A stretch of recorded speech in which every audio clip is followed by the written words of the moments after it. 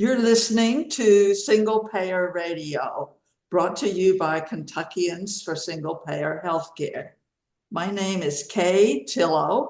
I'm the chair of that organization, which has existed since about 2004 across the state of Kentucky. And we work to advocate and enact a single payer plan that would cover everybody in our country for all medically necessary care. And we do these radio shows that are brought to you 3 times a week. You can reach us at kyhealthcare.org. And this is WFPL Radio 106.5. And today we are going to be having a discussion about Medicare and Medicare Advantage. What is the difference? What is the issue? It's important right now. Well, it's always important, but it's important at this particular moment because open enrollment has started.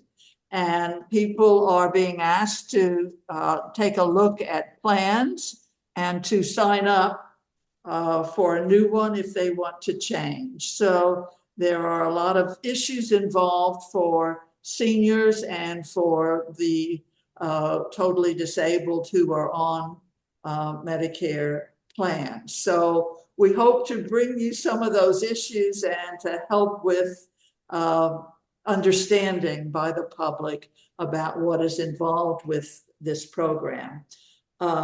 Medicare is, of course, the program for which our seniors are eligible at age 65, but it also includes those who need dialysis and those who have been permanently disabled for at least 2 years. So I'm going to let my other members of Kentuckians for Single Payer introduce themselves, and then we'll get started. Steve? Hi, Kay. My name's Steve Katz. I'm from Lexington, and I've been a member of Kentuckians for Single Payer Healthcare for, well, I think it's coming up on 4 years now, believe it or not, Kay. I think it was early 2021, and we're nearing 2025, so that's 4 years. But that's just about the same amount of time that I have been a Medicare beneficiary myself. So perhaps what I've learned along the way is something that I can express here in our discussion today. Thank you. And Harriet? Hi, I'm Harriet Seiler, and I've been a member of this group, I believe, since 2004, which is a pretty darn long time. I too am a Medicare beneficiary. Well, I'm eager to discuss this with Steve and yourself, Kay. Thanks, Harriet. And Evan? Hi, I'm Evan Hawthorne. I'm a second-year medical student at the Kentucky College of Osteopathic Medicine here in Eastern Kentucky. I've only been a member of this group for a few months now, but I'm also a member of Students for a National Health Program, or SNAP, and I'm happy to be here. That's great. Okay, let me just see if I can lay out kind of some of the basics.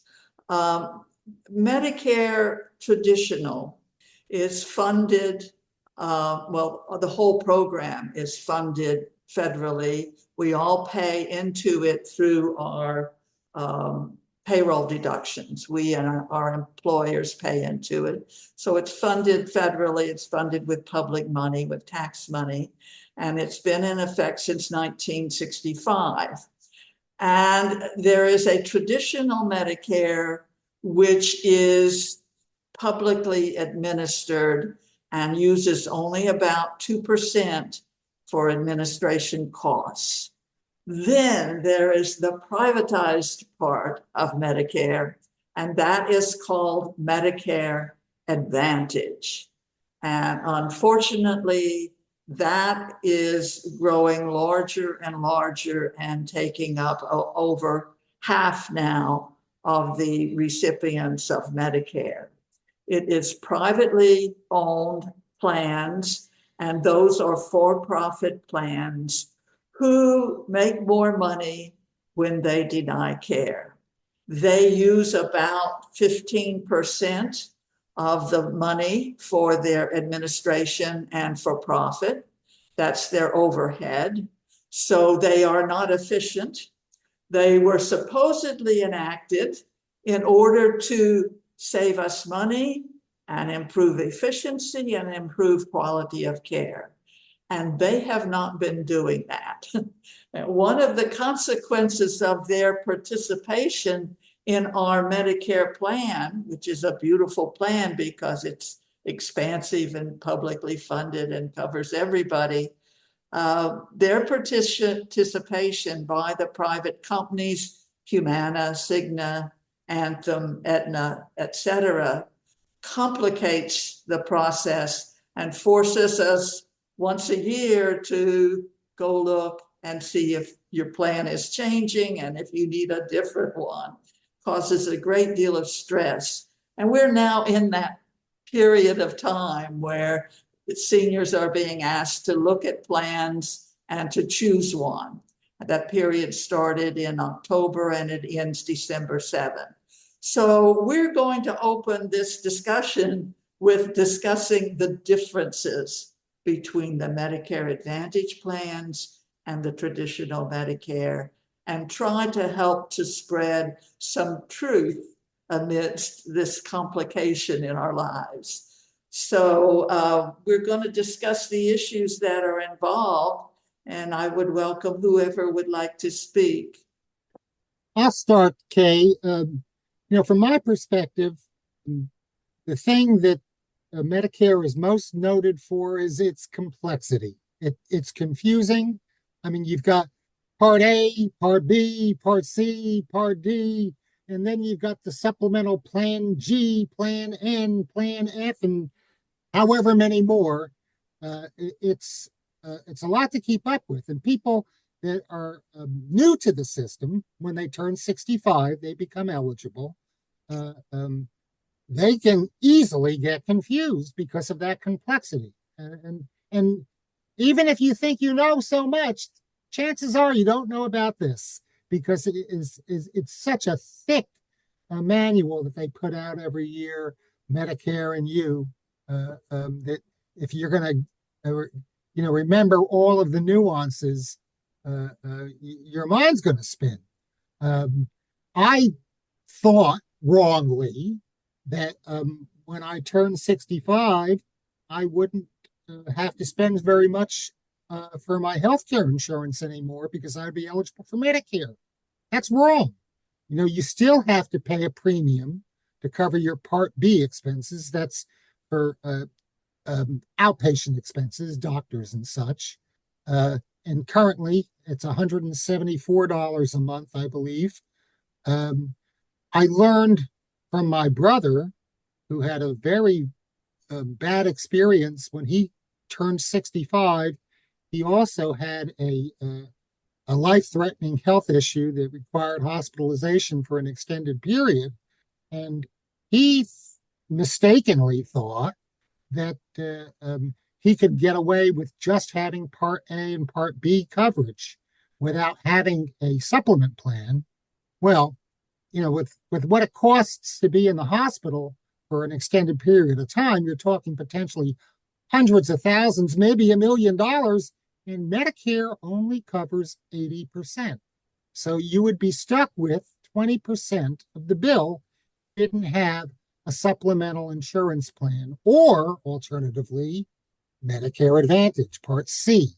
Well, Medicare Advantage, a lot of the circles in which I travel, should be called Medicare Disadvantage. And we're going to be getting to that later in our discussion. But, the main purpose of, as far as I'm concerned, of either Part C or a Medicare supplement plan, also called a Medigap plan, to fill the gap of that 20% that you're exposed for, is necessary.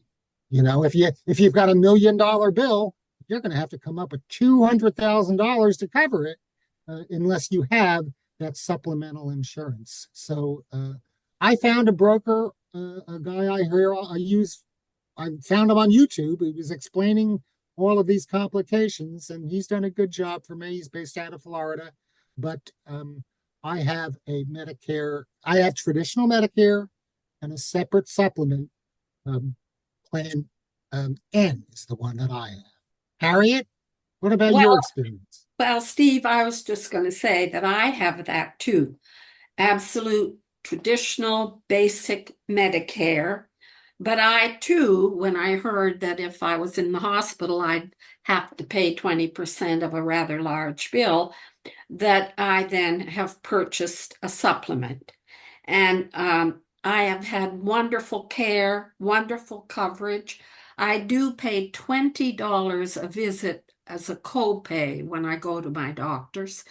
And I have at early in the year, in January, I always have a deductible of about $240, which, that's money out of your pocket, but it's not as bad as some deductibles. But it's that extra cost for the supplement that scares people, and they think, I can't do that. I can't pay that amount every month. Whatever I pay quarterly, and I think I'm now paying, it was about 550 a quarter. I think I'm paying 600 and something a quarter. Excuse me, but it's that fear that makes people jump to Medicare Advantage, and they think, oh, listen, what's his name? The football guy, Joe Namath and Dynamite. Those guys must be right. They couldn't possibly be wrong selling me these Medicare Advantage plans. And people have just scooped them up, and they've been duped, because what's happening now is a lot of hospitals are saying they won't take Medicare Advantage patients. And they get trapped in networks and might lose the doctor they're so fond of. So I hate to start with what's bad about the good, but I hope we're going to talk about what's bad about the bad Medicare Advantage. But I understand that there are people who think they can't afford the supplement and they can't risk having a hospital bill they can't pay, although a lot of people are trapped in medical debt. And they think it's an easy out to get an Advantage plan. So I think I should probably pass it along now to someone else who can talk more about what's going on with Medicare Advantage and why we call it Medicare Disadvantage. Okay, thank you, Harriet. Yes, many seniors, as a matter of fact, most seniors live on modest incomes. They cease the payroll that they've been on, and the pensions in our country are really inadequate. And so people are on very limited incomes, and that is the reason why people are choosing to go into Medicare Advantage. It's not a free choice. It means that on a monthly basis, you can get away with something smaller than the hundreds of dollars that it costs to purchase a Medigap plan, the supplementary plan, and the drug plan. So if you don't get sick and you don't need to use it, you can come out better financially if you take a Medicare Advantage plan. The problem is that the whole purpose of this health coverage is to take care of you, your health expenses.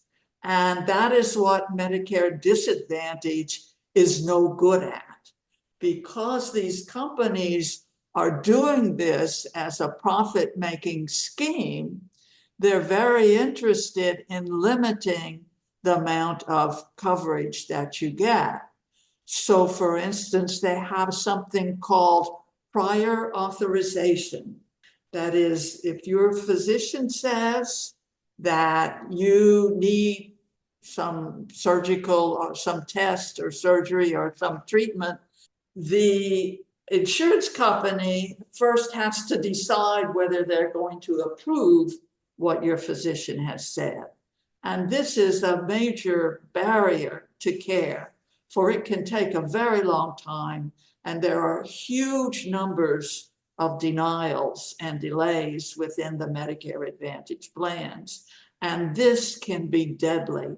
That is one of the worst things about the Medicare Advantage. You cannot get the access that you need to the care that you need.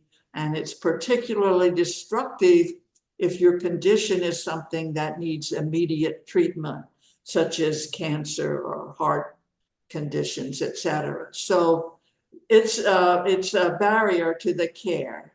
Evan? I think before we get too into the details and the nitty-gritty of the problems that Medicare Advantage have, I think it's important to clearly outline exactly what we're talking about. It's obviously very complicated. I myself had very little idea of what it was or how it worked. So I think it would be beneficial to clearly explain really briefly what Medicare is and how it's broken down.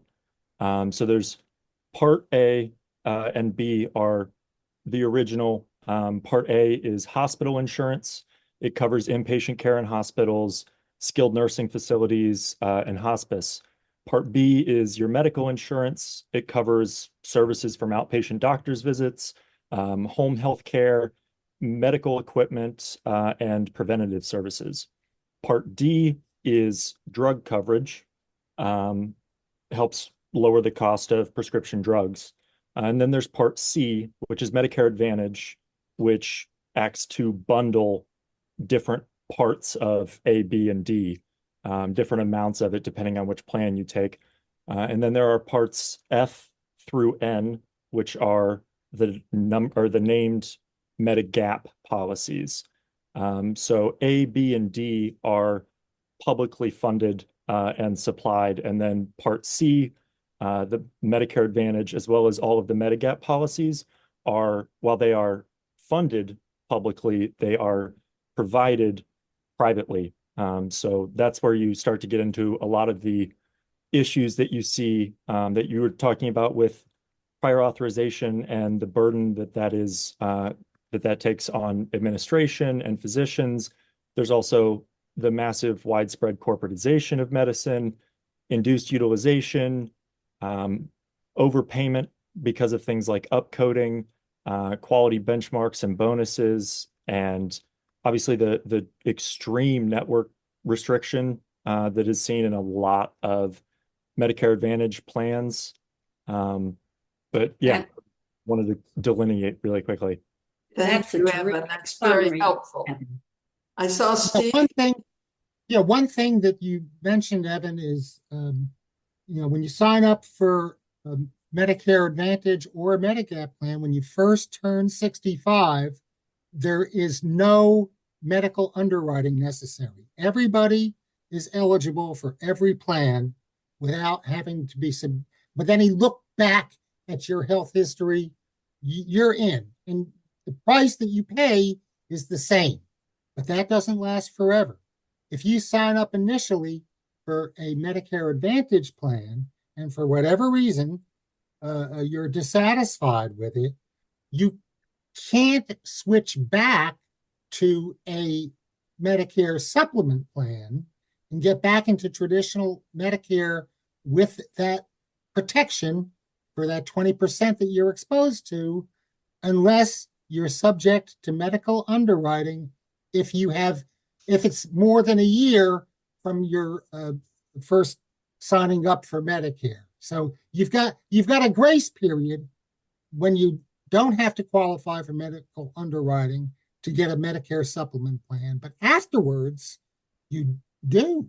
And you can be denied outright, or you can be forced to pay much higher prices for your premiums if it's past that initial coverage period.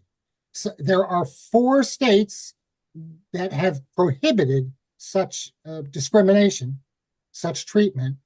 So everybody can still get into a Medicare supplement plan in those states without being subject to medical underwriting. I think they're all in the Northeast. I think it's New York and Massachusetts and Connecticut and one other. Maine, I think. Right. Maine, okay. Steve, explain quickly what medical underwriting means. Yeah, they're going to look at your health history So and it's see if you're sick. It's If you're sick enough, they don't want you. If it's they'll penalize you for having a pre-existing condition. Correct. Okay, thanks.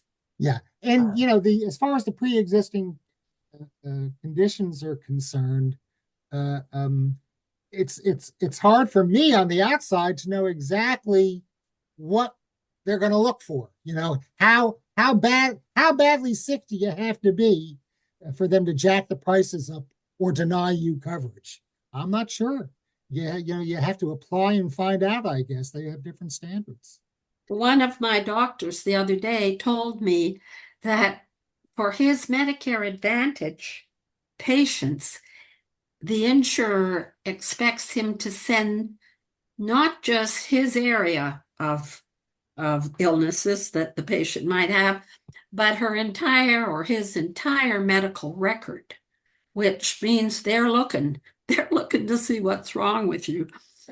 So anyway, well, I didn't mean to digress, but the whole point is it's not easy then to switch from Medicare Advantage. You're really trapped in our state anyway. You're trapped. You can't get in to a regular Medicare with a supplement plan.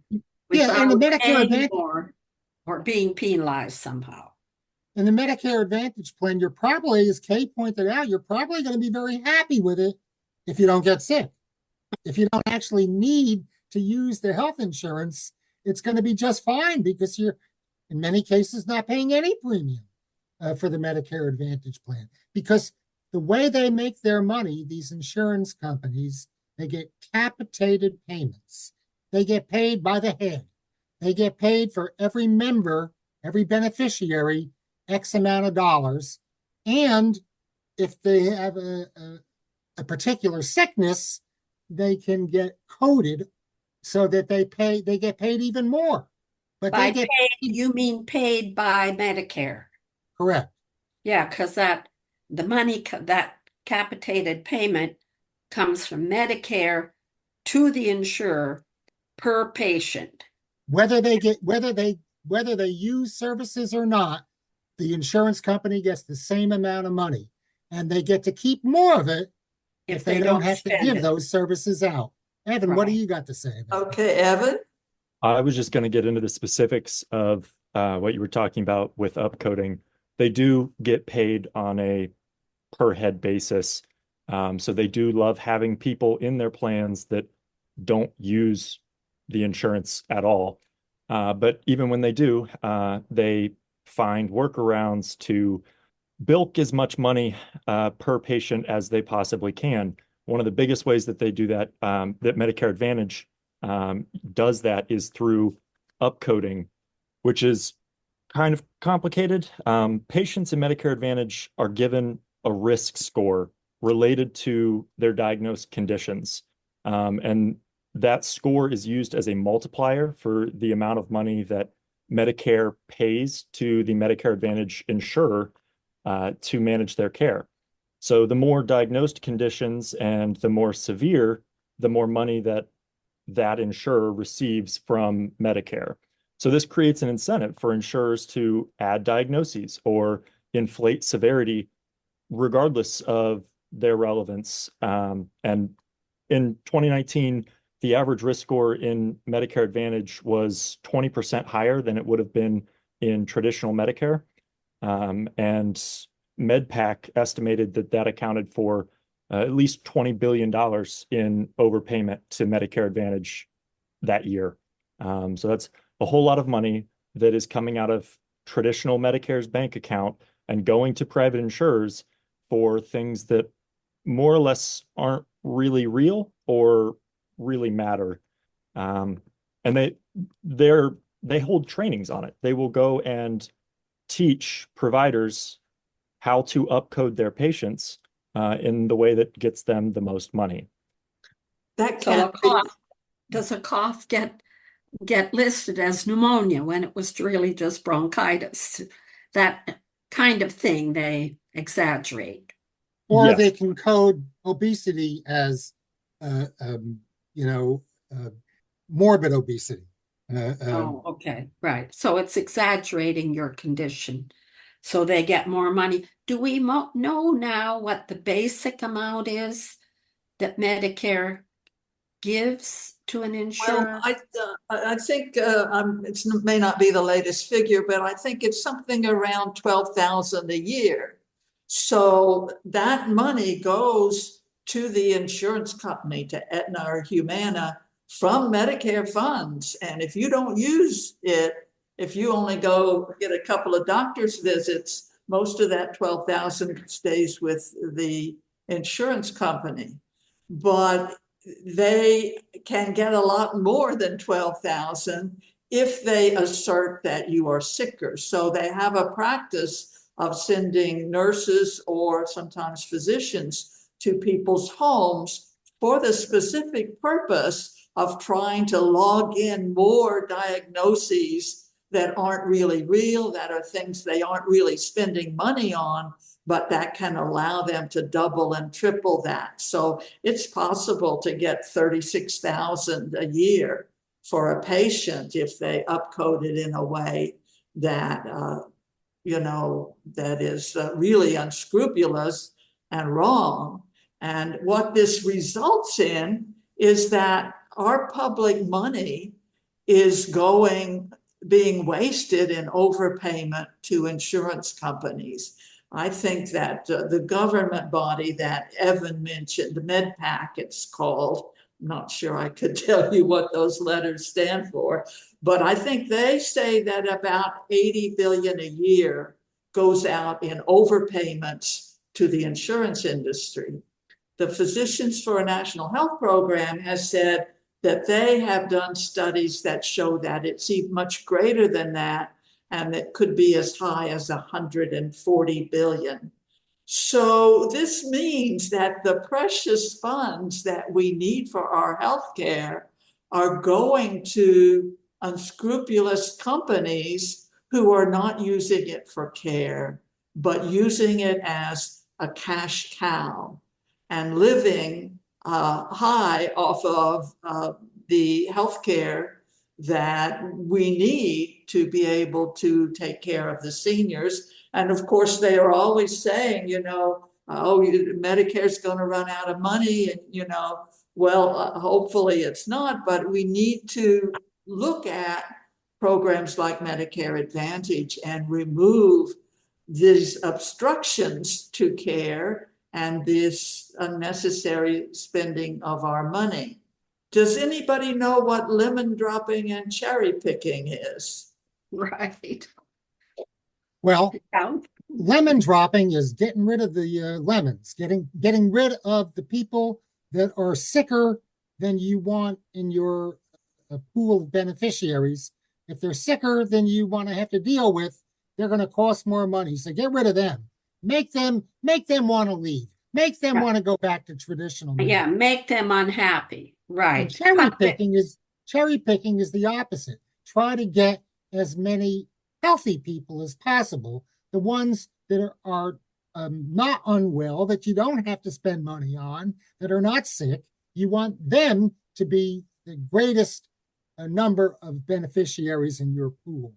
And their chances are they're younger and healthier. A lot of the marketing that a lot of these companies do, these Medicare Advantage companies, they talk about gym memberships, and a lot of times they'll have these informational events. They hold them on upper stores. So somebody upper stories of a restaurant that you can't easily get up there with a walker. If you need a walker, they don't want you. That's the way they drop the lemons, but and they pick the cherries. Mhm. Well, and they have other, I mean, sort of kind of unethical and unsavory things that they're known for. And I mean, these are companies like Humana and Anthem and Aetna and Cigna and all of them, even the hospitals themselves now, or big health systems like Baptist Health System, are dropping Medicare Advantage plans. And they're saying that among the common reasons are excessive prior authorization. That is, they have to, you constantly get turned down and they tell you have to go back to your doctor, and the poor doctors are exhausted having to constantly reauthorize the treatment that you need. The other thing is the denial rates. And now you can, I think, find articles that will give you now they're probably not complete, but the denial rates per plan. Like if it's United Healthcare with high denial rates, that means they're denying patients care that they need. And I mean, they could die if they're delayed or denied. And the other thing, apparently, from the hospital's point of view, is that the Advantage plans. Well, actually, my doctor referenced this the other day, said that he is paid half for a Medicare Advantage patient than one on traditional Medicare, as I am. And so they just make a deal. They say, you want to be in a contract with us? We're just going to pay you half of what we're paying for other people. And, some doctors, maybe smaller practices, etc., they have to accept it. And then the other thing is slow pay from insurers. So they owe money to the hospital by the contract that they have, but they're slow pay. Well, that's my little tidbit that I got from an article in, just a minute, I'll have to tell you. I've forgotten. I'll let you know where I got that one. One From Becker's, sorry. And Okay. Becker's has a lot of articles about health insurance. One of the beautiful things about traditional Medicare is that it's national, and almost every physician and hospital and institution is involved. So, if you get a cancer, you need to go to Sloan Kettering or to the Mayo Clinic or to MD Anderson or Vanderbilt, you can do it. But you're not likely to have that access if you're under Medicare Advantage. Evan? Yeah, so I have a good bit on network restriction, which is something that Medicare Advantage is really, really bad about. And all of this data comes from primarily KFF. But like you said, traditional Medicare allows beneficiaries to access care at nearly any hospital or any doctor in the country with no additional out-of-network fees or differences in payments. On the other hand, over half of Medicare Advantage plans are HMOs, or health maintenance organizations, which are just networks.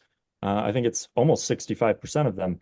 And they tend to be very restrictive, very small, have very little out-of-network coverage, and require referrals for specialist care.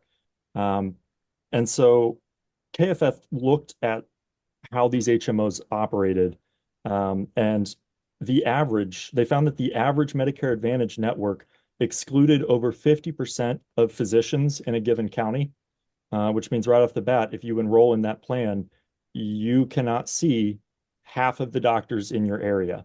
And they found that it preferentially excluded physicians who tended to treat patients of a higher medical risk. So again, penalizing providers that cater to those who actually need more care. making it just much harder to see someone who is capable of providing care to you.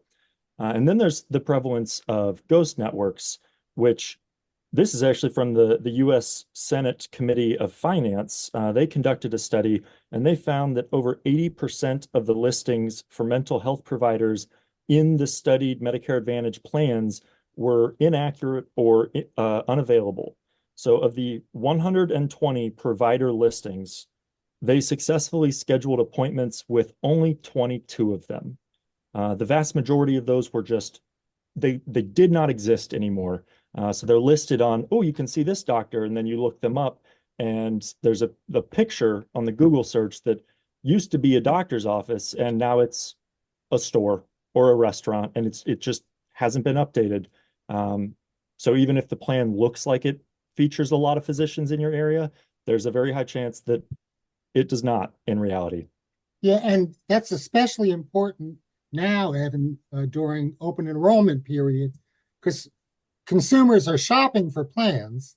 They want to see that their providers, their doctors are in the network of this particular plan or that particular plan. So they go to the websites for those plans and they see the listings and they see their doctor is listed, but in reality, they're not. They're not available. They've been dropped. The plan has changed. They don't update them frequently enough.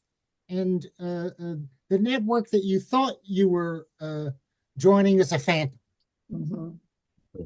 And the other thing that can happen is that those insurance companies negotiate with the hospitals and physician practices, and they have a contract for a certain period of time. So that contract may end in the middle of when you're getting treatment, and your doctor is no longer on the list, or your hospital is no longer on the list. It's a constantly changing arena in which we live. And it's really unfair to people to have to choose every year from amongst plans that are inadequate and which, are not clearly and transparently open. And it's impossible for the average person to know all of the ins and outs. It's a very stressful process to have to go through annually. Well, not just the average person, but nobody has a crystal ball. Nobody can see the future and know what special providers they're going to need, what specialists they're going to have to go see, who they're going to need to be covered in the network of their plan. Harriet? Well, and earlier I talked about people being trapped. And right now in our state, in Kentucky, we have two large groups of retirees that have been signed up for Medicare Advantage really through no choice of their own. Either their employer or the head of their group made this decision, maybe cut some kind of a deal with Humana or United Healthcare. And now that entire group is in a Medicare Advantage plan. Now, if you're the insurer and you've got every state retiree in Kentucky signed up with you, then I suppose you do try to take care of those people so there won't be a lot of complaints. However, we don't kind of have a record of that. And the teachers union and the state retirees, they need to be aware of the fact, are their sisters and brothers being denied treatment? It's the kind of thing that people think, oh, well, the teachers picked this. This must be all right. Well, it's all right if they follow through with their promises and you really are being cared for when you're sick. But if you're being held up by prior authorization or denials and you can't, and you know of friends or what did I say, brothers, sisters, and brothers in your union or whatever, and not being covered. I know Kay knows about people in New York and other states who have said, don't give us a Medicare Advantage plan. We want traditional Medicare, and our retirement should pay for the supplement. Correct me if I'm wrong, Yes, Kay. and they've been winning. There are a number of groups that have become aware of how inadequate the Medicare disadvantage plans are and of how that denies them the care that they really need. And they've been fighting against this automatic putting of them into Medicare Advantage. And the New York City Organization of Public Service Retirees has been filing suit against the effort to place them in an Aetna disadvantage plan, and they've been winning. They have now won in 10 different courts that say that, yes, it indeed does deprive people of care, and it's inferior, and it's not what they had been promised, and that it's illegal to take that away from them. So there is a fight back in New York, in Delaware. They have been fighting it, and I think they've won some victories. In Vermont, they have stopped it, at least for now. So there is an effort to make this not happen. I think Connecticut, they've set up an effort to go after it. You know, there are 13 states where the state employees are automatically put into Medicare disadvantage, and they have no say at all. And Kentucky is one of those. So our state workers, and that includes our county workers and our school employees other than teachers, are in Humana Advantage plans. And of course, Humana has announced that they're cutting back on benefits and that they're cutting back on the number of plans offered because they say they haven't been making as much money as they wanted to. And the state employees are in Humana. The retired teachers in Kentucky are in United Healthcare. That's also an Advantage plan. And they were not asked if they wanted to go. And we would love to hear from people who are in these plans to see how it's going for them. You can contact us at kyhealthcare.org. That's our website where you can get our contact information. Kay, we talked about prior authorizations briefly earlier in our discussion. One aspect of that is that the rate of denials for the prior authorization requests is going up and going up dramatically.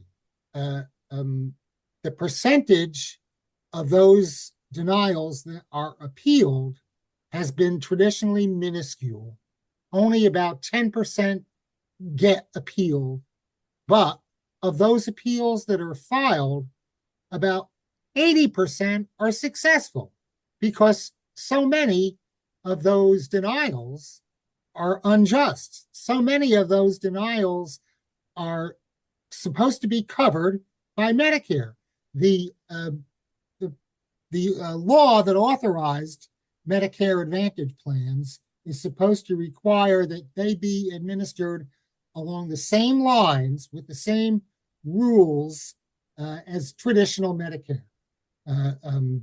Evan, I see you've got a comment about that. I wanted to talk about prior authorizations from the standpoint of administrative burden. On physicians, right? Go Yeah. on. So obviously with Medicare Advantage and the network restrictions, physicians can't refer patients to the preferred or the convenient specialist. And that right there increases odds that the patient will abandon treatment or become non-compliant. But additionally, Medicare Advantage uses prior authorizations at a rate far exceeding traditional Medicare. The AMA surveyed a group of providers, and 31% of them reported that PA criteria, prior authorization criteria, rarely or never followed evidence-based guidelines that are approved by medical specialty societies. So they're denying care on more or less a whim, definitely not on what medical societies recommend or what evidence would suggest patients should get care as. So the administrative burdens of PAs are significant. 88% of physicians describe the burden of PAs as high or extremely high. 5% of physicians surveyed in the same AMA study reported hiring a staff member to work exclusively on prior authorizations. That's a lot of extra work and time and frustration just so insurance companies can save some money. And For so profit. exactly. The Right. Medical Management Association asked another group of physicians which type of policy was the most burdensome, specifically talking about prior authorizations. 46% of those surveyed said Medicare Advantage. Just 4% of them named traditional Medicare as being the worst for PAs. So clearly, Medicare Advantage uses a lot more prior auths or requires a lot more prior auths. And Well, and didn't we hear when there was, the first onslaught of news about prior authorizations that they were using algorithms and just sort of automatically you'd be up you'd be denied and a prior authorization would be requested from your physician.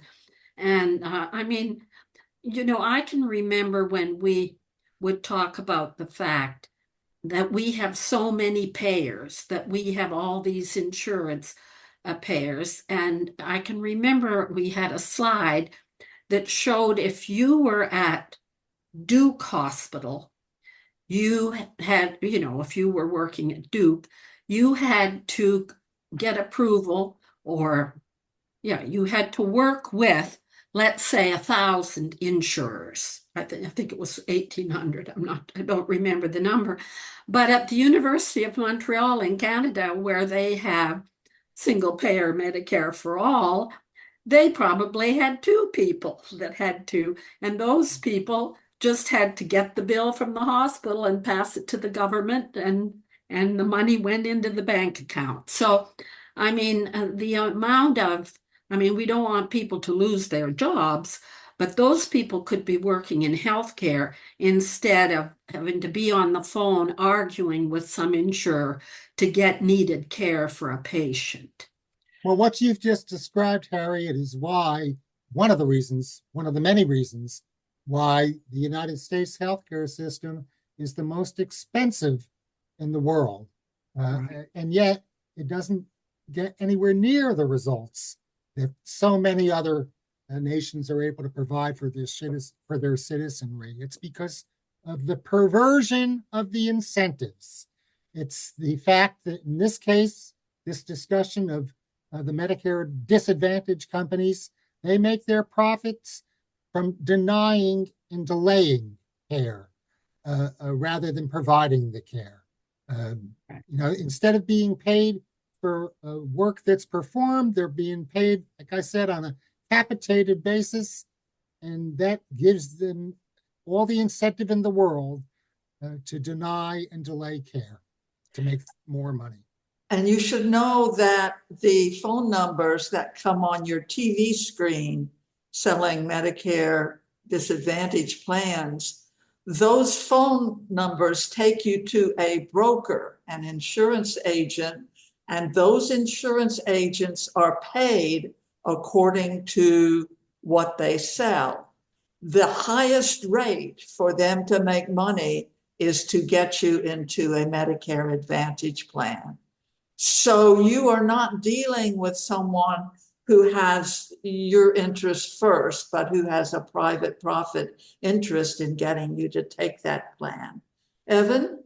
And I think all of these problems are kind of exacerbated by the growing corporatization of medicine, on top of the more or less malicious advertising by these companies pushing Medicare Advantage plans, and the way that large groups of people are automatically enrolled in them, like the retirees of all of the teachers in the state of Kentucky being forced into Medicare Advantage plans.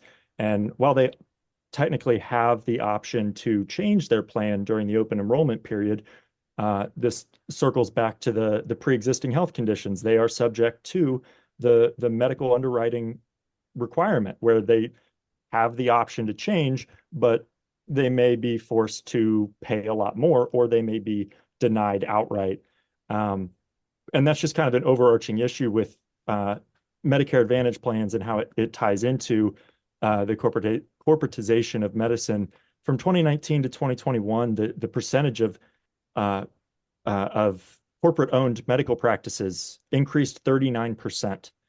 That's a huge jump for 2 years. And so these private equity-owned health systems are increasingly adopting Medicare Advantage plan contracts and taking on global risk models where physicians only make money if they stay under a certain budget.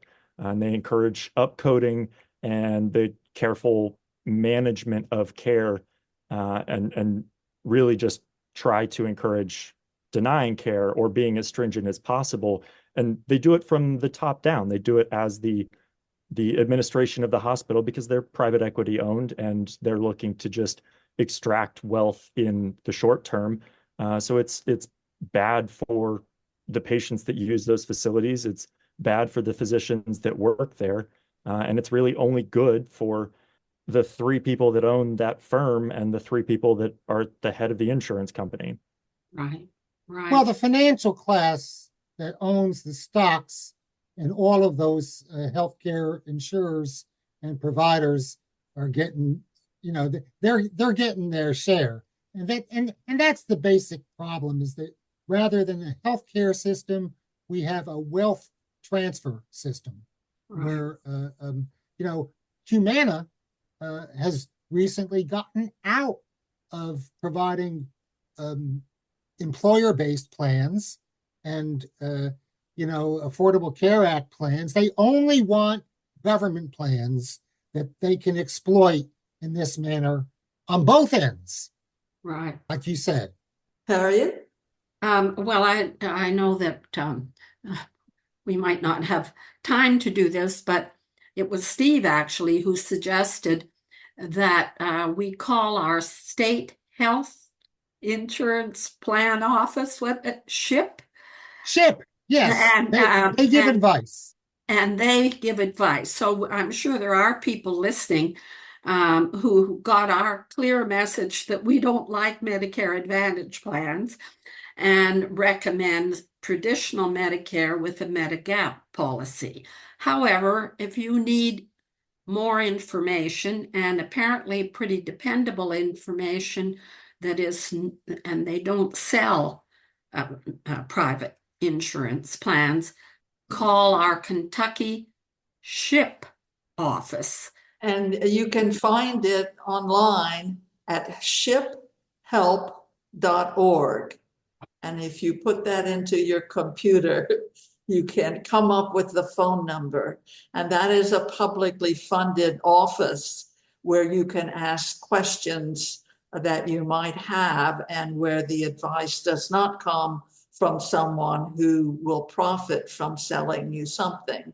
So if you have questions, we encourage you to go there. If you have things you'd like to tell us about, we urge you to get in touch with us at kyhealthcare.org. We are concerned about this. We're concerned about the private plans in Medicare.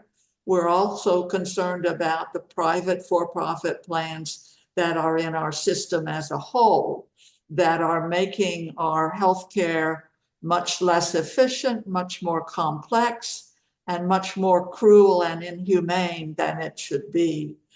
We've just seen the most recent study by the Commonwealth Fund has told us that of the wealthy nations in this world, we come in dead last in terms of the efficiency and quality of our healthcare.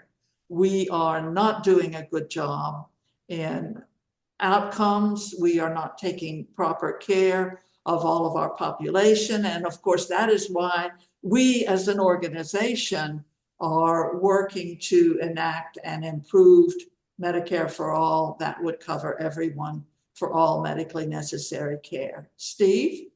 Okay, while you were talking, I jumped on my computer and I typed in shiphealth.org, and it took me to a site that was trying to sell me a Medicare Advantage plan, because the actual website is Ship Help, not Health. No. SHIPHELP.org. Please, people, don't make that mistake that I just made. Well, Yes. and I called a number that I put up on Twitter, and I don't think I can grab it right now, but it was for Kentucky. Tell me again, Steve. Ship Help, State H-E-L-P. Health Insurance Program. State Health Insurance Program, SHIP. SHIP Help.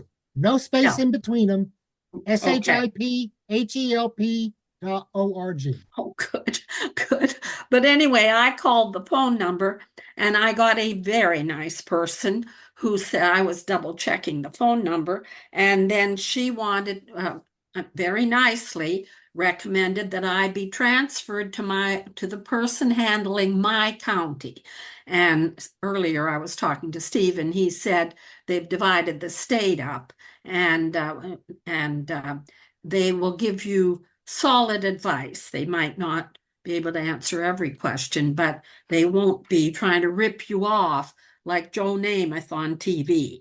Well, thanks to all of you for participating in this single payer radio show.